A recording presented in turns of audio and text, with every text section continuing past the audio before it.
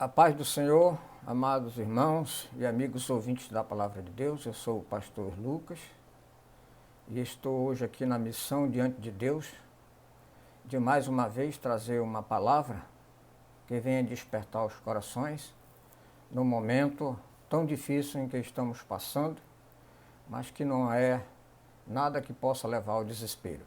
Hoje eu quero falar sobre uma palavra da qual eu coloquei o tema como a luta pela sobrevivência, um direito de todos. Diante desse tema, nós podemos dizer, dentro de uma introdução, que inúmeros fatores têm desencadeado destruições na face da terra. Um desses fatores que tem trazido proporções alarmantes é a morte de seres humanos provenientes da fome. Tal condição que estamos vivendo, ela é contida nas profecias bíblicas como princípio das dores. E aí eu quero fazer uma leitura para embasar esta palavra no Evangelho de Mateus, no capítulo 24, somente 2 versículos que é muito conhecido de todos nós, mas que é uma profecia atualizada. Mateus 24, versículo 7 e o versículo 8. O versículo 7 diz: porquanto se levantará nação contra nação, reino contra reino, e haverá fomes e pestes e terremotos em vários lugares. Coisa tal que nós estamos convivendo hoje com vários problemas. Não só a epidemia ou pandemia, mas a guerra política, brigas entre nações, uma culpando as outras, e assim está tudo enquadrado na palavra. O versículo de número 8 diz: mas todas essas coisas são o princípio das dores. Isso significa que, na verdade, não é o fim. Mas tratando exatamente da questão da sobrevivência, e como nós falamos que um dos fatores que tanto tem realmente sido alarmante é a fome, que não passa, décadas, séculos, milênios, sempre tem, nós podemos falar que a dor da fome, segundo a ONU, ela apresenta uma grande estatística de que 820 milhões de pessoas estão desnutridas. Há fome em vários lugares do mundo e isso é constatado. Essa tal de escassez de alimentos, ela é um problema que os políticos, economia, cientistas de várias áreas, militares, religiões, nada são capazes de trazer soluções.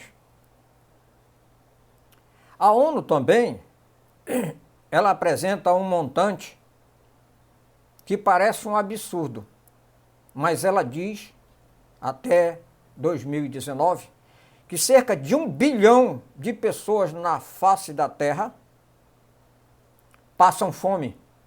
É lamentável, mas isso é estatística. Ela apresenta cerca de 178 milhões de crianças estão subnutridas. Cerca de 800 milhões de pessoas vão dormir com fome. A cada 5 segundos, a ONU também apresenta nas suas estatísticas que uma criança morre de fome. Entre a bonança e a escassez, porque sempre houve a bonança e sempre houve a escassez. Quem tem dinheiro, come e vive. Quem não tem, torna-se refém da miséria, torna-se inválido e morre. A pergunta que se faz é: justifica-se a morte por fome? É considerado como uma fatalidade? Em hipótese alguma, porque qualquer morte de fome significa assassinato. E hoje, o mundo em que nós estamos vivendo, em pleno terceiro milênio, um avanço científico realmente de relevância, mas os seres humanos não têm o principal amor de reflexão capaz de combater este mal, porque tem condições de combater. As doenças, elas desafiam o conhecimento científico. Vacinas, antídotos, remédios de todos os tipos.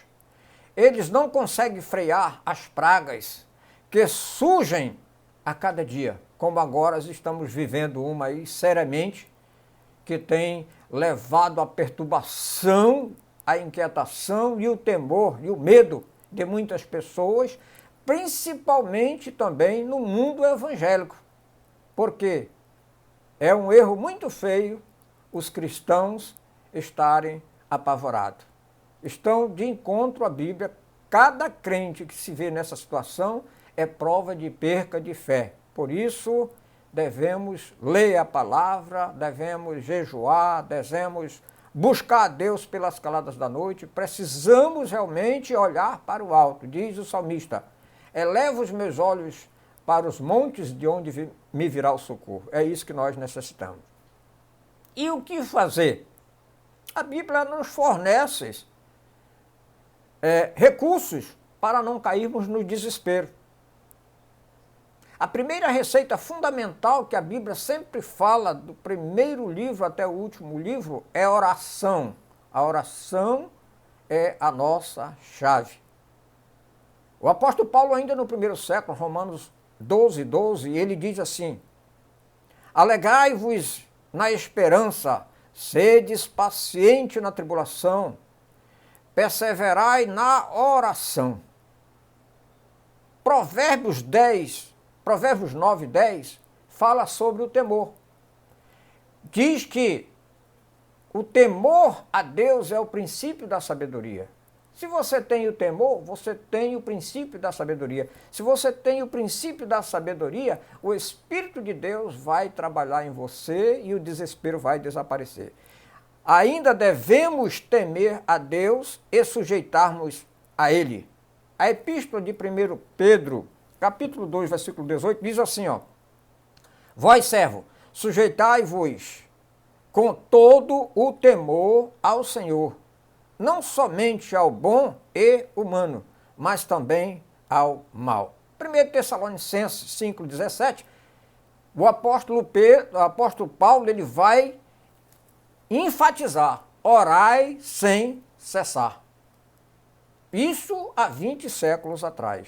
Jesus disse: no mundo tereis aflições. Tende bom ânimo. Esta foi a palavra do próprio Jesus. Ele não disse que seria um mar de rosa, mas também não disse que nos abandonaria. Ele não disse isso. A epístola de 1 Pedro, capítulo 2, quando enfatiza para nós sujeitarmos com todo o temor ao Senhor, não somente ao bom e humano, ele está exatamente dizendo isso, que nós temos que nos posicionar nesta posição, porque Deus quer ver isso de cada um de nós. E este é o momento. Se você se considerar um vaso, que você deve se considerar, este agora, momento que nós estamos vivendo, é o momento de você cuidar desse vaso. Cuidar como? Santificá-lo. Procure se purificar para que você seja um vaso honrado. Honrado de quê? Em que Deus possa contar comigo, com você, nesse desespero, nesse momento de angústia, de luta e de medo que as pessoas estão enfrentando, a gente ser o sal da terra e luz do mundo, a gente demonstrar tranquilidade, confiança em Deus. É isso que realmente Deus está esperando de cada um de nós. E você pode fazer isso, nós podemos fazer. Aqueles que conhecem a verdade praticam desta forma. Segunda epístola a Timóteo, capítulo 2, versículo 21, diz assim, ó: de sorte que, se alguém se purificar destas coisas, será vaso para honra. É o que Deus está esperando de mim e de você. santificado e idôneo para toda boa obra no Senhor e preparado para toda boa obra. Você, eu, nós temos que ser esta obra. Este é o momento em que as pessoas têm que olhar para nós e ver que nós não estamos apavorados, que há uma solução, que Deus está no controle. O mundo tem que olhar isso. Quando Jesus disse lá no primeiro século que nós seríamos o sal da terra e luz do mundo, não é só pregar o evangelho, é pregar o evangelho, mas também ser o sal da terra e luz do mundo no sentido da nossa própria vivência, da nossa coragem, do nosso ânimo, da nossa fé. Então seja um vaso excelente. O vaso excelente, ele é brilhante, ele se preocupa com o próximo, ele sempre ajuda o necessitado. Este é o momento, este presente momento, nós devemos viver assim. É a situação de ajuda. É, pois, agora que eu, que você, os que se consideram vaso realmente excelente, vaso, né, de grande valor, esse é o momento em que a gente deve agir, ajudando ao pobre. Ah, mas eu estou precisando de ajuda. Parabéns, você está precisando de ajuda? Você tem a sua fé, a sua crença, a sua convicção. Coloca o joelho no chão, clama e Deus vai enviar alguém para trazer, para você e para ajudar aquele que tu ama, porque Deus é poderoso. A palavra de Atos dos Apóstolos, capítulo 2, versículo 44, diz que o pão era para todos. Esse é o momento de a gente dividir, de a gente ajudar. Diz que a igreja, que o povo de Deus tinha tudo em comum. Ou seja, havia temor, havia unidade, havia união. Nós precisamos disso. A Bíblia também diz, em Mateus, capítulo 6, versículo 36, olha só o que a Bíblia diz. Buscai primeiro o reino de Deus e a sua justiça. Se você busca o reino de Deus e a sua justiça, você está olhando para o horizonte.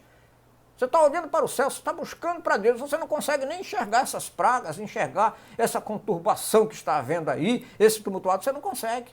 Você deixa isso para o lado porque o versículo continuando vai dizer assim, e todas essas coisas vos serão acrescentadas. Que coisa? Tudo aquilo que nós necessitarmos, que nós precisarmos. Eu não tenho que estar preocupado com isso, não. Tenho que estar preocupado em buscar o reino de Deus, que o Espírito Santo está na minha vida, que Deus está realmente operando, que Deus está fazendo maravilha, que isso que está acontecendo vai ser benéfico para despertar muitos crentes, salvar muitas almas, que as pessoas venham realmente se humilhar, venham buscar com fé e com perseverança, e você, como sal da terra, vai ser a testemunha que Deus está precisando. Por isso, vamos perseverar nesse aspecto. O reino de Deus está entre nós, disse Jesus.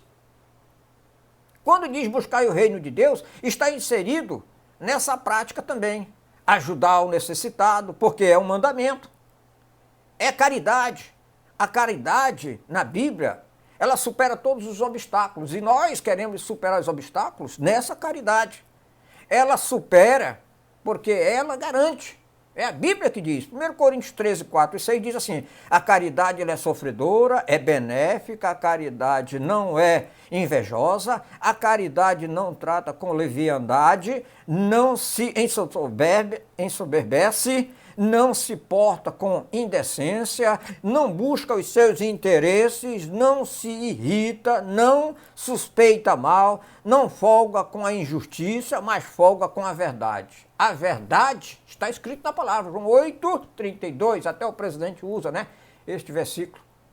Conhecereis a verdade e a verdade vos libertará. Libertar de quê? De tudo isso, essas pragas, de todos esses males, de tudo aquilo que vem perturbando muitas das pessoas, né? E você precisa ser esta fortaleza, trazer esse ânimo para as pessoas. E aí virá o êxito e a vitória. Mateus, capítulo 24, versículo 12 e 13, eu quero ler aqui para adiantar. Versículo 12 e 13 diz assim, e por se multiplicar a iniquidade, o amor de muitos esfriará, mas aquele que perseverar até o fim será salvo. A iniquidade sempre esteve no mundo. Está se multiplicando hoje? Está. Nós estamos vendo aí um mundo de pessoas morrendo e alguns homens políticos, né, que Deus deu a oportunidade de ser eleito, de estar na frente, esperando dele alguma coisa boa, e eles estão aí brigando, as pessoas morrendo e eles estão brigando. Estão aproveitando o ensejo, explorando, a corrupção dominando o coração. Não tem medo, não. Isso é muito triste. Por isso, não seja um dos tais. Tenha temor a Deus e ame o próximo, louvado seja Deus. A palavra de Deus também, ela nos orienta nesse aspecto. Por se multiplicar a iniquidade, o amor de muito esfriará. Não deixa o seu amor esfriar, mas persevere até o fim, para que você realmente venha a alcançar o melhor de Deus. O transporte para a nossa morada já está pronto. E o Senhor Jesus é o teu transporte, é o meu transporte. É o que nós devemos procurar zelar, guardar e buscar. O arrebatamento será breve. A palavra de Deus, de 1 Tessalonicenses 4,17, diz: depois nós, os que ficarmos vivos, seremos arrebatados juntamente com ele nas nuvens, a encontrar-se com o Senhor nos ares. Assim estaremos sempre com o Senhor. Aí eu tenho que buscar isso, quer dizer então que eu estou despreocupado com a situação que nós estamos vivendo? Não. Deus só quer que eu esteja preocupado com isso. Buscar a esperança, a promessa que foi feita. O resto, enquanto a gente estiver aqui na terra, a terra está dando o alimento. Não adianta você ter dinheiro, porque se a terra não for fértil, você não vive. A água é potável. O oxigênio existe para todos nós. Então está tudo funcionando. As lutas tem, então as lutas sempre tem. Jesus disse que ia sempre haver. Nós temos que estar firmes. Procure andar honestamente, sem glutonarias, bebedices, sem contendas, inveja. Deixa as dissoluções ficar para trás. Romanos 13 já dizia isso, o apóstolo Paulo falava para os apóstolos romanos. Apocalipse 3:5 diz assim: tuas vestes brancas já estão preparadas, teu nome está escrito no livro da vida e não será riscado. Deus quer apresentar você ao Pai, hoje aqui na terra e lá no céu quando você chegar, quando nós chegarmos em nome de Jesus. Apocalipse 3:8 diz assim, ele conhece as nossas obras, ele nos deu uma porta aberta e ninguém pode fechar. Tua porta está aberta, meu amigo. Irmão, a tua porta está aberta. Você só não entra se você não quiser. E ninguém pode fechar, é só ele. Ele abriu para você. Ele lá na cruz do Calvário deu o seu sangue para nos dar esta vitória nesta porta. E eu tenho que crer, você tem que crer. Louvado seja Deus. A Bíblia diz em Apocalipse 3:21, somos um vencedor. Eu sou, você é, nós somos um vencedor. E não podemos perder a esportiva para esse tal de coronavírus. Confie no Senhor. Por isso, vamos nos assentar no trono com Ele. Apocalipse 3:21. A promessa da vitória foi Ele quem anunciou. Quem vencer herdará todas as coisas. E eu serei o seu Deus e ele será meu filho. Apocalipse 21:7.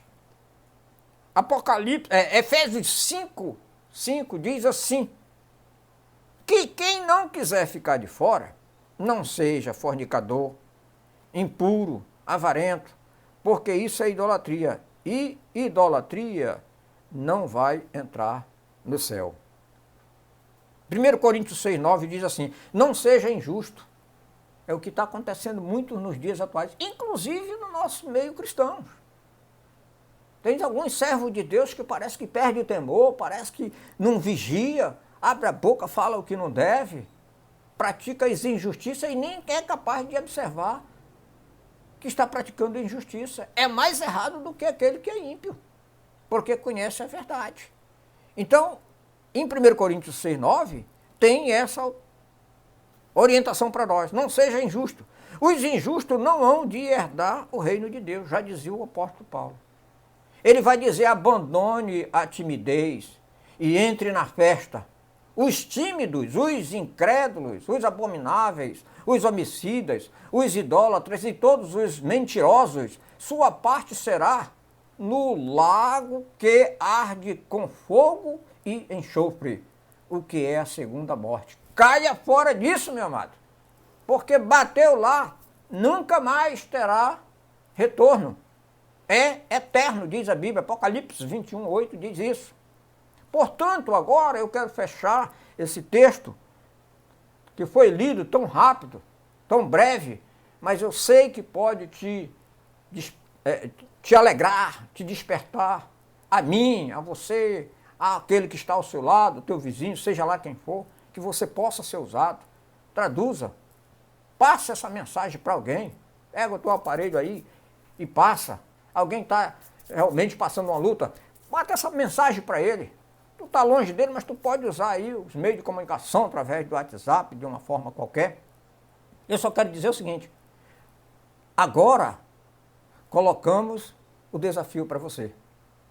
Você quer viver para Cristo? Se você é cristão, parabéns. Quer se reconciliar com Cristo? Outra opção, não sei como está a sua vida. Mas o segredo da vitória é estar em Cristo. 2 Coríntios 5,17 diz, se alguém está em Cristo, nova criatura é. As coisas velhas já passaram, eis que tudo se fez novo. Não quero saber se tem coronavírus, corona seja lá o que for. Eu quero saber, meu amigo, que a palavra de Deus nos garante a vitória. Praga nenhuma chegará à tua tenda. Salmo 91, todo mundo conhece. 1000 cairão ao teu lado, 10.000 à tua direita, mas tu não serás atingido. É isso que nós precisamos. Não adianta só estar escrito na Bíblia, não adianta só eu ler. Eu tenho que praticar. Eu tenho que botar a minha fé em prática. E se tiver pequeno, é só meter o joelho no chão. Senhor, aumenta a minha fé, aumenta a minha crença, porque certamente Ele vai te ouvir. Então, eu deixo aqui a escolha para você. Tome uma posição. Ouça a Deus como Deus fez com Josué e ele ouviu. Levanta-te e tem bom ânimo, porque eu serei contigo e que Deus nos abençoe em Cristo Jesus. Amém.